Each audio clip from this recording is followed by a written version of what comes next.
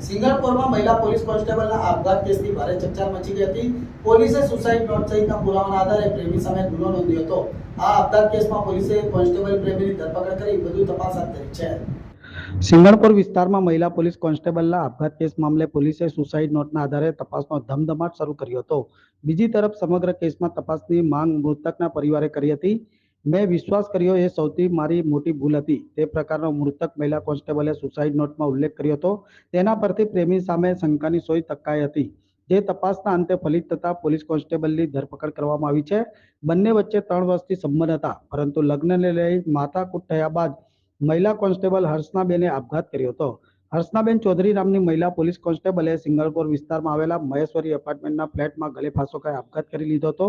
સિંગણપુર પોલીસની તપાસમાં ઘટના સ્થળ પરથી મૃતક દ્વારા લખવામાં આવેલી સુસાઇડ નોટ પોલીસે કબજે કરી ઊંડાણપૂર્વકની તપાસ શરૂ કરી હતી। અંતે ગુનો નોંધ્યાના ઘણા દિવસો બાદ પ્રેમી એવા પ્રશાંત ભોયરની ધરપકડ કરીને રિમાન્ડ મેળવવાની તજવીજ હાથ ધરવામાં આવી હતી।